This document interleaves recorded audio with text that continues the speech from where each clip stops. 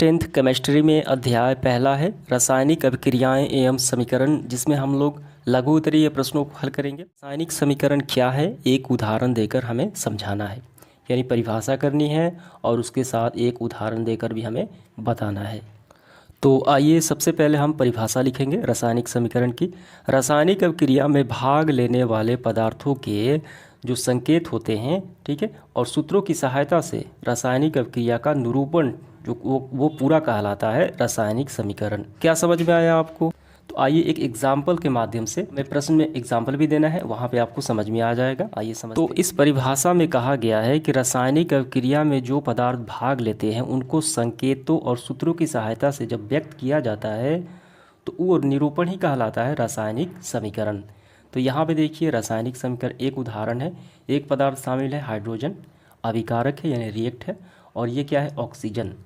तो ये अभिकारक में हाइड्रोजन और ऑक्सीजन मिलते हैं तो बनता है जल। तो ये प्रोडक्ट है यानी प्रतिफल है, ठीक है। तो ये पूरा क्या है, ये पूरा रासायनिक समीकरण है जिसमें हाइड्रोजन और ऑक्सीजन, ठीक है, दो पदार्थ हैं तो इनके संकेत हैं H और O।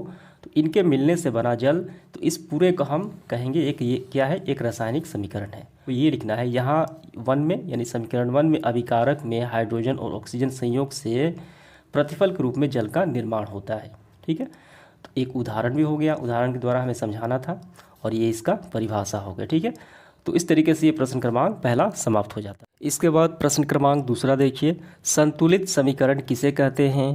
तो बड़ा ही सिंपल सा इसका आंसर देखिए, जब समीकरण में तीर चिन्ह के बाईं ओर, ठीक है, तीर चिन्ह के बाईं ओर क्या होता है, अभिकारक होते हैं इस तरफ उल्टे, और दाईं ओर क्या होता है, प्रतिफल होता है। तो प्रत्येक प्रकार के परमाणुओं की संख्या समान होनी चाहिए दोनों तरफ, रिएक्ट और प्रोडक्ट में, ठीक है। तब हम कहेंगे कि वो क्या है, एक संतुलित रासायनिक समीकरण है, यानी संतुलित समीकरण से कहा जाता है। तो यहाँ पे समझिए अभिकारक में क्या है, हाइड्रोजन और ऑक्सीजन है, मिलने से क्या बना, जल बना। तो यहाँ पे 2 लगाया गया है, क्यों लगाया गया है, इसे बैलेंस करने के लिए। यहाँ पर भी 2 लगाया गया है। हाइड्रोजन देखिए क्या इस तरफ रिएक्ट में कितना है, 2 दूनी 4 हाइड्रोजन है, और यहाँ पे कितना है, 4 हाइड्रोजन है। ऑक्सीजन कितना है, 2 है, और ये इसके आगे लग गया तो ये पूरा है, ये ऑक्सीजन के लिए भी हो गया 2। इस तरीके से ये क्या है, एक संतुलित रासायनिक समीकरण। प्रश्न क्रमांक तीसरा क्या कह रहा है कि रासायनिक समीकरण को संतुलित क्यों किया जाता है?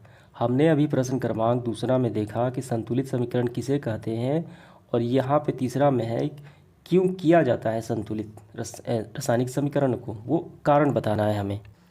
तो देखिए रासायनिक समीकरण को संतुलित करना यानी बैलेंस करने का जो मुख्य कारण है वो है द्रव्यमान के संरक्षण का नियम। यानी किसी भी रासायनिक अभिक्रिया में द्रव्यमान का न तो निर्माण होता है और ना ही विनाश होता है, यानी दोनों तरफ द्रव्यमान इक्वल होता है, बराबर होता है, अभिक्रिया से पहले और अभिक्रिया के बाद, ठीक है। तो यही आपको कारण में लिखना है। आइए इसके बाद हम लोग देखते हैं प्रश्न क्रमांक 4, रासायनिक समीकरण से प्राप्त होने वाली 3 सूचनाएं वो जो होती हैं वो लिखना है। हालांकि रासायनिक समीकरण से कई सूचनाएं प्राप्त होती है, लेकिन यहाँ पे हमें 3 ही मेंशन करना है। तो देखिए यहाँ पे रासायनिक समीकरण से प्राप्त होने वाली सूचनाएं, पहला है यह अभिकार को। तो सबसे पहले आपको ये लिखना है, किसी रासायनिक समीकरण से हमें निम्नलिखित सूचनाएं प्राप्त होती है। पहला, यह अभिकारकों एवं प्रतिफलों को, रिएक्ट और प्रोडक्ट के संकेत एवं सूत्र को जानकारी देता है, ठीक है, कौन से शामिल हो उसमें। दूसरा, यह बताता है कि अभिक्रिया में कौन से पदार्थ भाग ले रहे हैं और यह अभिक्रिया के फलस्वरूप कौन से पदार्थ का निर्माण होता है, यानी नए पदार्थ का, ठीक है। और एक और लिखना है, 3 हमें करना है। तीसरा आप ये लिख लीजिए, यह अभिक्रिया में भाग लेने वाले अभिकारकों के परमाणुओं एवं अणुओं की अपेक्षित संख्या की जानकारी देता है कि अभिकारक और प्रतिफल में उस पदार्थ में परमाणु की संख्या और अणुओं की संख्या कितनी है, ठीक है। और आप चाहे तो इनमें से कोई भी लिख सकते हैं, लेकिन हमें 3 ही का आंसर करना है। इसके बाद देखिए प्रश्न क्रमांक 5वां क्या है, रासायनिक समीकरण से क्या फ़ायदे हैं? रासायनिक समीकरण से क्या फ़ायदे होते हैं लिखने के, वो बताना है। तो ऐसे करना है, रासायनिक समीकरण के लाभ यानी फ़ायदे निम्नलिखित है। पहला है, किसी भी रासायनिक अभिक्रिया का समीकरण के रूप में निरूपण आसान होता है, इससे समय की बचत होती है और लिखने में आसानी होती है। कम स्थान में हम लिख सकते हैं उस अभिक्रिया के बारे में, ठीक है, और समझ भी सकते हैं। दूसरा, रासायनिक समीकरण की सहायता से प्रतिफल की एक निश्चित मात्रा के निर्माण के लिए आवश्यक अभिकारों के द्रव्यमान की गणना ठीक ठीक की जा सकती है। यानी कोई भी रासायनिक अभिक्रियाएं जब होती है, जब हम समीकरण के तौर पे लिखते हैं तो प्रतिफल में जो प्राप्त होता है, ठीक है, उसकी निश्चित मात्रा का गणना अगर हम करना चाहें तो अभिकारक के द्रव्यमान से हम ठीक ठीक पता लगा सकते हैं। ये फ़ायदा हो गया। तीसरा है पूरे विश्व में एक ही प्रकार के रासायनिक संकेतों का उपयोग होता है, अतः वैज्ञानिकों को रासायनिक समीकरण की जानकारी प्राप्त करने में क्या होती है, कठिनाई नहीं होती, उन्हें आसानी होती है। इसके बाद प्रश्न क्रमांक 6 देखिए, अभिक्रिया के फलस्वरूप उत्सर्जित गैस और अवक्षेप बनने की जानकारी किस प्रकार दी जाती है। तो इस प्रश्न से आपको क्या समझ में आया, जब रासायनिक अभिक्रियाएं होती हैं तो उसके बाद अभिक्रिया होने के बाद जब कोई गैस निकलती है या कोई अवक्षेप बनता है तो उस अभिक्रिया में उसकी जानकारी कैसे दी जाती है वो हमें बताना है। तो यहाँ पे समझिए दोनों यहीं पे बताए गए हैं। पहला है गैस के उत्सर्जन की जानकारी, गैस निकलती है तो कैसे जानकारी आपको दिया जाता है। यदि अभिक्रिया में के फलस्वरूप कोई गैस निकलती है तो समीकरण में गैस के सूत्र के ठीक बाद तीर का निशान ऊपर की तरफ होता है, ठीक है, तो वो क्या मालूम चलता है कि इस पूरी अभिक्रिया में ये गैस निकली है, ठीक है। देखिए कोई भी गैस यहाँ पे हो सकती है, ऑक्सीजन, हाइड्रोजन, नाइट्रोजन, कोई भी हो सकती है, ठीक है, लेकिन ऊपर की तरफ तो ये गैस निकलने की जानकारी देता है। और वहीं अवक्षेप की बात की जाए तो तीर का निशान जब नीचे की तरफ होता है तो ये बताता है कि ठीक देखिए इसके बगल में कौन सा है। यदि अभिक्रिया के फलस्वरूप कोई प्रतिफल अवक्षेप के रूप में पृथक होता है, अलग होता है, बनता है तो प्रतिफल के संकेत के ठीक बाद तीर का निशान नीचे की तरफ होता है, तो इसका मतलब ये एक अवक्षेप प्राप्त हुआ है। इसके बाद देखिए 7वां प्रश्न, जो काफ़ी आसान सा एक प्रश्न है।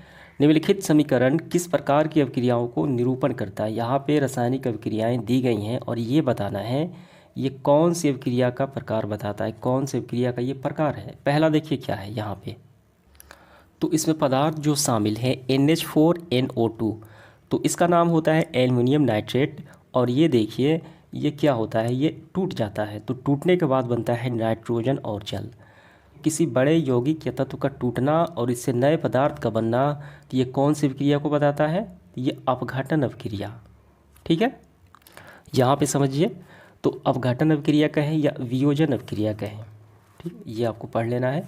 तो इसमें होता क्या है, देखिए कोई पदार्थ ये टूटकर दो छोटे छोटे भागों में बट जाता है और ये तीर का निशान अभी हमने देखा, एक साइड गैस निकल रही है, हम सूचना। तो बस हमें अभिक्रिया का नाम बताना है, तो इस अभिक्रिया का नाम है वियोजन या अपघटन अभिक्रिया। इसके बाद देखिए दूसरा क्या है, यहाँ पे सिल्वर नाइट्रेट जो है सोडियम क्लोराइड के साथ अभिक्रिया करके बनाता है क्या, ये बनाता है सिल्वर क्लोराइड प्लस में सोडियम नाइट्रेट। तो ये किस तरीके की अभिक्रिया, इस अभिक्रिया का नाम बताना है। ये अवक्षेपण अभिक्रिया है। यहाँ पे अवक्षेप देखिए प्राप्त हो रहा है किसका, सिल्वर क्लोराइड का, ठीक है। कौन सी अभिक्रिया है, अवक्षेपण अभिक्रिया कहलाती है। देखिए यही तो दिया गया है वहाँ पे, ठीक है, किसका अवक्षेप प्राप्त हो रहा है, यहाँ पे सिल्वर क्लोराइड का अवक्षेप प्राप्त हो रहा है। तो हमें अभिक्रिया का नाम बताना है, बस यही आपको लिखना है। 8वां प्रश्न क्या है, संयोजन अभिक्रिया क्या है। संयोजन का मतलब है जुड़ना, संयोजन या संश्लेषण अभिक्रियाएं। तो बस हमें परिभाषा करना है, ठीक है। संयोजन या संश्लेषण अभिक्रिया जो है वह है जिसमें दो या दो से अधिक पदार्थ, जिसमें तत्व या यौगिक परस्पर संयोग करके एक नए पदार्थ का निर्माण करते हैं। नए पदार्थों के जो गुण होते हैं मूल पदार्थ के गुण से काफ़ी डिफरेंट होते हैं। जैसे हाइड्रोजन और ऑक्सीजन मिलकर क्या बनता है, जल बनता है, और इस जल का जो गुण होता है इन दोनों के गुणों से क्या होता है, अलग होता है। क्योंकि हाइड्रोजन और ऑक्सीजन दोनों गैसें हैं, लेकिन जल क्या हुआ, ये एक तरल पदार्थ है, ठीक है। तो ये पूरा आपको ये परिभाषा लिखना है। अगला प्रश्न देखिए, प्रश्न क्रमांक 9 क्या है, आप कैसे प्रदर्शित करेंगे, कैसे साबित करेंगे कि कॉपर जो है, तांबा जो है चांदी से अधिक क्रियाशील होता है। आइए इसको प्रमाणित करते हैं।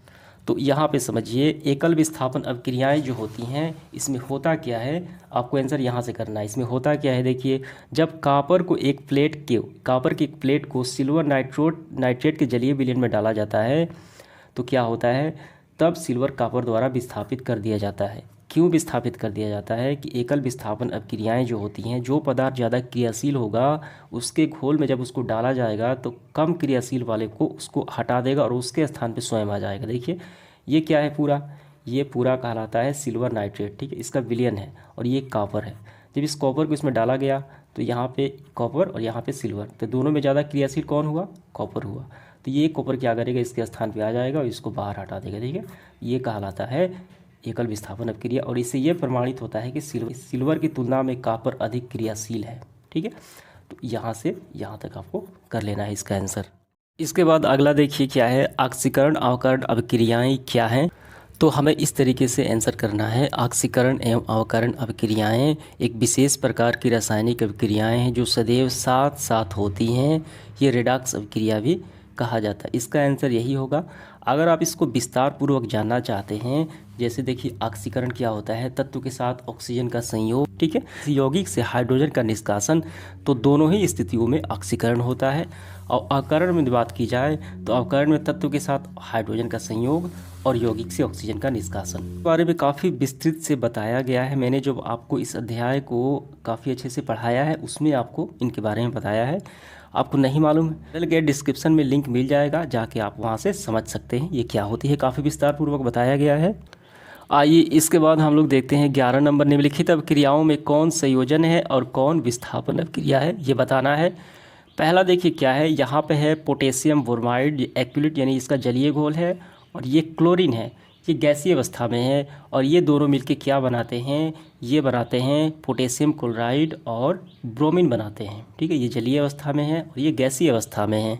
तो यहाँ पे समझिए पहले, यहाँ पे पोटेशियम ब्रोमाइड के जलीय विलयन में जब क्लोरीन गैस को डाला जाता है, प्रवाहित किया जाता है, तो ये ज़्यादा अभिक्रियाशील होने के कारण इस ब्रोमीन को विस्थापित कर देता है। देखिए यहाँ पे, और इसके स्थान पे आ जाता है ये रहा ब्रोमीन। ये कौन सी अभिक्रिया हो गई, ये विस्थापन अभिक्रिया हो गई। दूसरा देखिए क्या है, लोहा देखिए ये सल्फर के साथ अभिक्रिया करता है तो क्या बनाता है, आयरन सल्फाइड बनाता है। तो एक पदार्थ और दो पदार्थ आपस में मिलकर बनाते हैं एक नया पदार्थ है, संयोजन अभिक्रिया। ठीक है, तो ये विस्थापन और ये संयोजन। तो कारण भी आपको यही लिखना है। कारण मैंने आपको बता दिया, ज़्यादा क्रियाशील होने के कारण ये विस्थापित कर देता है, इसलिए विस्थापन अभिक्रिया।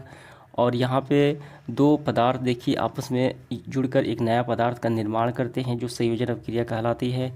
12 नंबर देखिए क्या है, उदाहरण सहित किसी अवक्षेपण अभिक्रिया का वर्णन करें। अवक्षेपण अभिक्रिया की परिभाषा करना है उदाहरण के साथ।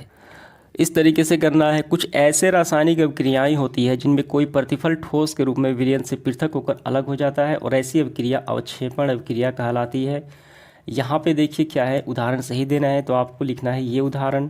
ठीक है, तो ये पृथक होने वाले पदार्थ जो है वो कहलाते हैं अवक्षेप। यहाँ पे सोडियम क्लोराइड के विलयन और सिल्वर नाइट्रेट के विलयन के बीच होने वाले उभय विस्थापन अभिक्रिया में क्या होता है, सिल्वर क्लोराइड अवक्षेप के रूप में प्राप्त होता है। ये दोनों उभय विस्थापन अभिक्रिया भी है और अवक्षेपण अभिक्रिया भी है। आइए इसके बाद हम लोग देखते हैं प्रश्न क्रमांक 13 क्या है। प्रश्न में निम्नलिखित अभिक्रियाओं के लिए संतुलित समीकरण हमें यहाँ पे लिखना है। यहाँ पे देखिए, यहाँ पे पहला दिया गया है क्या, जो सूचनाएं दी गई हैं, पोटेशियम क्लोराइड को जब गर्म किया जाता है तो बनता है पोटेशियम क्लोराइड और ऑक्सीजन बनता है। और इसी तरीके से दो और प्रश्न है, तो इसका हमें क्या करना है, समीकरण लिखना है, लेकिन उसको संतुलित करके लिखना है। तो आइए हम यहाँ पे करते हैं। देखिए पहले का क्या है, पोटेशियम क्लोराइड को गर्म किया जाता है, ये हो गया पोटेशियम क्लोराइड। इसको गर्म करने पर क्या बनता है, पोटेशियम बनता है। ठीक है, पोटेशियम क्लोराइड बनता है, KCl, और क्या बनता है, ऑक्सीजन बनता है। और ये सारे बैलेंस किए गए हैं, आप चाहे तो मिला भी सकते हैं। पोटेशियम इस तरफ LH इसमें 2, यहाँ पर भी है 2। ठीक है, और यहाँ पे क्लोरीन देखिए 2 है, आगे लग गया 2, और यहाँ पे क्लोरीन देखिए आगे लग गया, तो ये सबके लिए यहाँ भी 2। ऑक्सीजन 3 दूनी 6 ऑक्सीजन, यहाँ पे 3 दूनी 6 ऑक्सीजन। दूसरा देखिए क्या है, सोडियम हाइड्रोक्साइड और सल्फ्यूरिक अम्ल परस्पर अभिक्रिया करके बनाते हैं सोडियम सल्फेट और जल का निर्माण करते हैं। तो इसको भी यहाँ पे समझ लेते हैं। यहाँ पे देखिए क्या है, सोडियम हाइड्रोक्साइड, ये रहा सोडियम हाइड्रोक्साइड, किसके साथ करता है अभिक्रिया, सल्फ्यूरिक अम्ल के साथ अभिक्रिया करता है। तो बनाता है क्या, ये बनाता है सोडियम सल्फेट Na2SO4 और बनाता है जल। ये बैलेंस किया। इसके बाद तीसरा देखिए क्या है, कैल्शियम हाइड्रोक्साइड और कार्बन डाइऑक्साइड के बीच अभिक्रिया होने पर कैल्शियम कार्बोनेट और जल बनता है। तो कैल्शियम हाइड्रोक्साइड और कार्बन डाइऑक्साइड अभिक्रिया होने पर कैल्शियम कार्बोनेट यानी संगमरमर चूना पत्थर कहा जाता है, और ये जल बनता है। क्रमांक 14 देखिए क्या है, ऊष्माक्षेपी और ऊष्माशोषी अभिक्रियाओं से क्या समझते हैं। ये काफ़ी इंपॉर्टेंट सवाल है ये। ठीक है, आइए इसका आंसर करते हैं। तो इसका आंसर हमें इस तरीके से करना है, जिस रासायनिक अभिक्रिया के प्रतिफल के साथ साथ ऊष्मा भी निकलती है ऊष्माक्षेपी अभिक्रिया कहा जाता है। अभिक्रिया होती है प्रोडक्ट में, ठीक है, रिएक्ट में अभिक्रिया होने के बाद प्रोडक्ट में जो प्रतिफल बनता है उसके साथ साथ ऊष्मा भी निकलती है, ऊष्माक्षेपी हो गई। और दूसरा देखिए, जिस रासायनिक अभिक्रिया में ऊष्मा ऊर्जा का अवशोषण होता है वो ऊष्मा शोषी अभिक्रिया कहलाती है। इसके बाद हम समझेंगे 15 नंबर। देखिए, निम्नलिखित पदों की व्याख्या करें। ऑक्सीकरण, अवकरण, खाद्य पदार्थों का दूषित होना।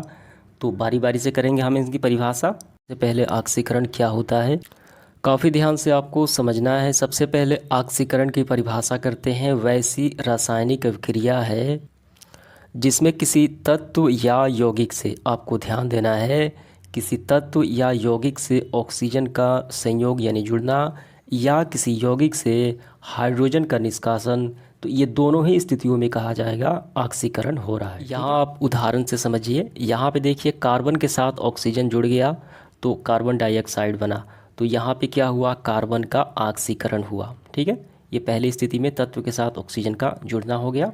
ठीक है, अब इसके बाद देखिए, यौगिक भी हो सकता था लेकिन ये हमने यहाँ पे एग्जाम्पल में तत्व ही लिए हैं। इसके बाद दूसरा जो स्थिति है, किसी यौगिक से हाइड्रोजन का निष्कासन। तो एक यौगिक है HCl हाइड्रोक्लोरिक एसिड। तो इस हाइड्रोक्लोरिक एसिड में इस हाइड्रोक्लोरिक एसिड से हाइड्रोजन देखिए क्या हुआ, निष्कासन हो गया तो बचा क्लोरीन। ठीक है, तो इसका क्या हुआ, तो इसका हाइड्रोक्लोरिक एसिड का क्या हुआ, ऑक्सीकरण हुआ। तो ये तो आपको समझ में आ गया। अब इसके बाद अवकरण देखिए, ठीक इसके उल्टे है। वैसी रासायनिक अभिक्रियाएं जिसमें तत्व या यौगिक से हाइड्रोजन का संयोग, पहले वाले में क्या था, तत्व या यौगिक से ऑक्सीजन का संयोग था, लेकिन यहाँ पे हाइड्रोजन का संयोग किंतु यौगिक से ऑक्सीजन का निष्कासन। यहाँ पे देखिए, एक तत्व है क्या, ऑक्सीजन, इसके साथ क्या हो रहा है संयोग, हाइड्रोजन संयोग हो रहा है। ठीक है, तो ये क्या बन गया, जल बन गया। तो यहाँ पे ऑक्सीजन का क्या हो रहा है, ऑक्सीजन का अवकरण हो रहा है। ठीक है, तो ये बन गया जल। तो ये परिभाषा होगा। अब इसके बाद देखिए, इसमें क्या है, दूसरा किसी यौगिक से ऑक्सीजन का निष्कासन। तो यहाँ पे देखिए, कॉपर ऑक्साइड से ऑक्सीजन हट गया तो क्या बचा, कॉपर बना। तो कॉपर बनने से इस पूरे को हम कहेंगे कि कॉपर ऑक्साइड का क्या हुआ, अवकरण हुआ, क्योंकि इसमें से ऑक्सीजन हट गया है। ठीक है, तो ये समझ में आ गया। तो आपको परिभाषा दोनों लिखना है और ये एग्जाम्पल भी देना है। अब इसी में तीसरा देखिए क्या है, खाद्य पदार्थों का दूषित होना। खाने वाले पदार्थ हैं उनका खराब होना, ये क्या कहलाता है। तो हमें यहाँ पे करना है, देखिए आंसर, भोजन के अप्रिय हो जाने के कारण या भोजन में उपस्थित वसा एवं तेल काफ़ी समय के पश्चात वायु में ऑक्सीजन द्वारा ऑक्सीकृत हो जाती है, ये क्या कहलाता है, ऑक्सीकृत कहलाता है, जिससे गंध एवं स्वाद अप्रिय हो जाता है। अगला प्रश्न देखते हैं हम लोग। 16 नंबर क्या है, कॉपर सल्फेट के विलयन में लोहे के एक टुकड़ा डाल देने पर विलयन का रंग क्यों बदल जाता है, वो कारण बताना है। तो यहाँ पे ध्यान देना है, जो धातुएं, जो पदार्थ शामिल है कॉपर सल्फेट, और इसके विलयन में लोहे का टुकड़ा डाला जाता है। तो ये घटना हम देखेंगे कहाँ, एकल विस्थापन अभिक्रिया में। ठीक है, तो इसका मुख्य कारण है लोहे का अक्रियाशील होना। किसके कारण, कॉपर से लोहे का ज़्यादा क्रियाशील होने के कारण उसमें क्या करता है, ये लोहा इस घोल में फेरस सल्फेट बना देता है, जो क्या करता है, उस पूरे विलयन को हरे रंग प्रदान कर देता है। पहले विलयन का रंग था नीला, लेकिन वो गायब हो जाता है और फेरस सल्फेट बनने के कारण हरा रंग ये बदल जाता है। तो आपको पूरे लिख लेने हैं, काफ़ी अच्छे से एक्सप्लेन भी हो जाएगा। ठीक है, इसके बाद हम लोग हल करेंगे 17 नंबर प्रश्न। देखिए क्या है, निम्नलिखित अभिक्रियाओं को संतुलित समीकरण के रूप में लिखें। पहला और दूसरा, इसे हम लोग बैलेंस करना है। ठीक है, देखिए क्या है, बेरियम क्लोराइड जो एल्युमिनियम सल्फेट के साथ मिलता है तो बनता है बेरियम सल्फेट, और एल्युमिनियम क्लोराइड, इसको बैलेंस समीकरण के साथ लिखना है। तो यहाँ पे देखिए, तो ये रहा, ऐसे हम आंसर करेंगे, बेरियम क्लोराइड ये रहा, ठीक है, एल्युमिनियम सल्फेट ये रहा, आपस में मिले तो बना प्रोडक्ट बेरियम सल्फेट, ये बेरियम सल्फेट रहा, और एल्युमिनियम क्लोराइड रहा। तो ये सारे बैलेंस हो चुके हैं। दूसरा, सोडियम जल के साथ अभिक्रिया करके सोडियम हाइड्रोक्साइड प्लस में हाइड्रोजन गैस बनाता है। सोडियम जो है जल के साथ अभिक्रिया करके देखिए क्या बनाया, सोडियम हाइड्रोक्साइड और हाइड्रोजन गैस मुक्त करता है। तो ये सारे बैलेंस भी किए हैं। ठीक है, तो समाप्त होता है प्रश्न क्रमांक 17। अब इसके बाद देखेंगे 18 नंबर।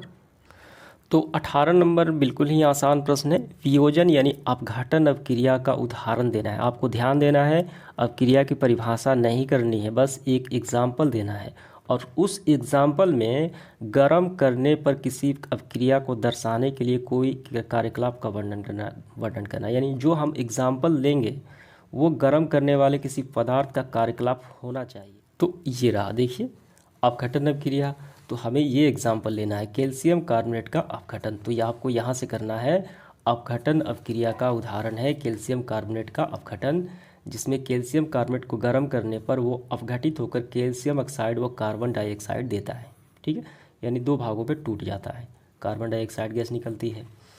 और कैल्शियम ऑक्साइड जो है CaO का कली चूना में प्रयोग होता है और सीमेंट निर्माण में होता है। और ये पिक्चर जरूर आप देखिए 19 नंबर में 3 प्रश्न है, 1, 2 और आगे है 3। तो पहला देखिए क्या है, एक परखनली में रखे लेड नाइट्रेट के विलयन में पोटेशियम आयोडाइड का विलयन मिलाने पर आप क्या प्रक्षेप करेंगे। काफ़ी सिंपल सा सवाल है ये। तो यहाँ पे देखिए कौन से पदार्थ है, उस परखनली में है लेड नाइट्रेट और इस विलयन में डाला गया है पोटेशियम आयोडाइड।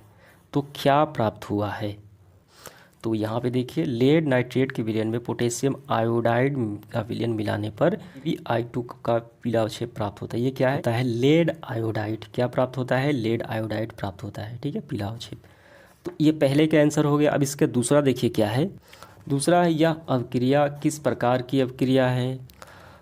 तो ये देखिए ये उदाहरण जो है ये अवक्षेपण अवक्रिया भी हो सकता है, या एग्जाम्पल में जो दिया गया है उभय विस्थापन अवक्रिया। तो एग्जाम्पल को देखते हुए आपको लिखना है उभय विस्थापन अवक्रिया और साथ ही साथ अवक्षेपण अवक्रिया भी कहलाती है, दोनों लिख लेना है आपको। अब इस तीसरे में देखिए क्या है, उपयुक्त अवक्रिया। हमने जो अवक्रिया देखा अभी को प्रदर्शित करने के लिए एक संतुलित रासायनिक समीकरण लिखिए। तो आप इसी को ही आसानी से लिख सकते हैं। ठीक है, कोई दूसरा नहीं लिखना है, इसी को भी लिख लेना है, ये बैलेंस किया हुआ है। ठीक है, उसके बाद देखेंगे इस सेशन का आखिरी सवाल, प्रश्न क्रमांक 20वां।